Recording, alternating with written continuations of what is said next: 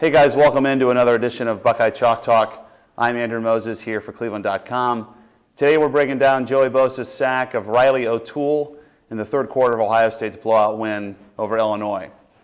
Now, while most of Ohio Stadium had left the game by that point, and I'm sure many of you had flipped over to another one of the exciting games Saturday night, Ohio State in this play showed one of the cornerstones of its defense here in 2014.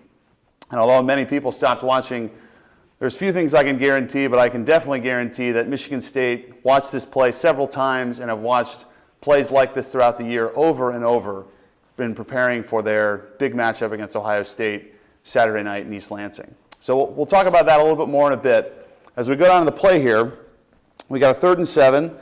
Illinois is in a spread formation that they used a lot, 4 wide receivers, and Ohio State is in one of its defensive fronts that we've grown to see a lot of. I think Ohio State's done a nice job of using some different personnel groupings. And here you see, in the red, you got the tackle here is Michael Bennett.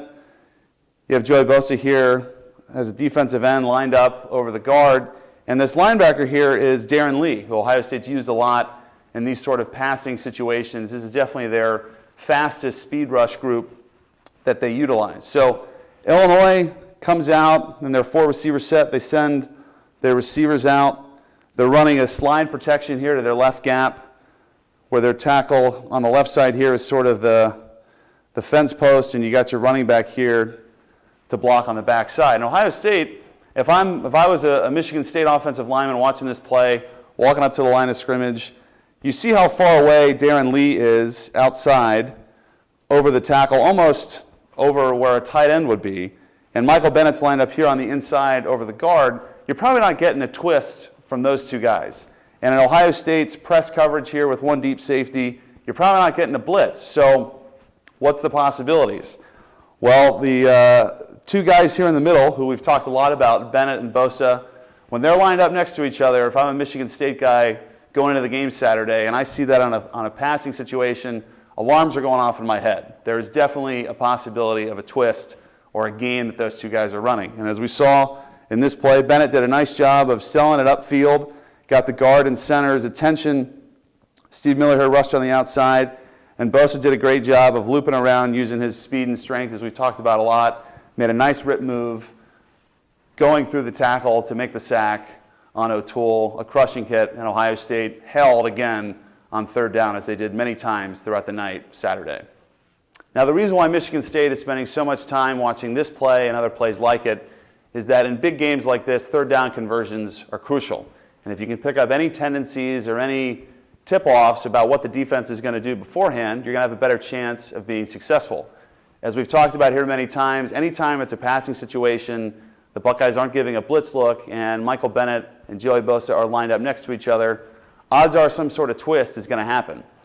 And as we saw last year in the Big Ten Championship game, 3rd down conversions and 4th down conversions were really crucial to the outcome of the game. Ohio State last year was 1 of 12 on 3rd and 4th down conversions, while Michigan State was 7 of 17.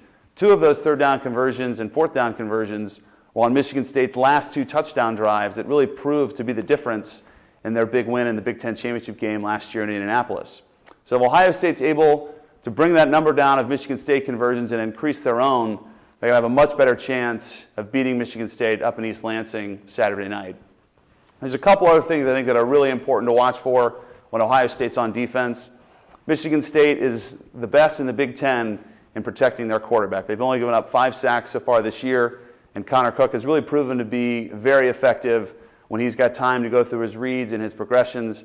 I think Ohio State, as many blitzes and stunts and twists and different personnel groupings they've had throughout the year, are definitely better prepared to try to attack the Michigan State offensive line and get some pressure on Cook. Some sacks would definitely help their 3rd down conversion rate, improving it from last year.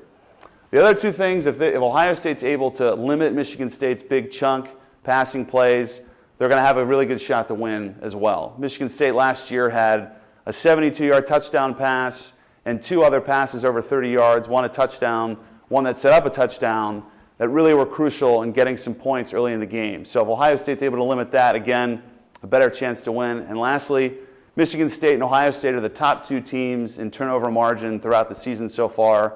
Whoever wins the turnover battle, as Coach Tressel always used to talk about, And I'm sure Coach D'Antonio is preaching to his team as a disciple of Coach Stress the importance of that statistic. And I know Coach Meyer is stressing that this week about JT Barrett protecting the football. So if the Buckeyes are able to win in those areas, in those key spots, they're going to have a great chance to pull off the win in East Lansing. We'll be back next week to break that game down. For cleveland.com, I'm Andrew Moses. Enjoy your football weekend.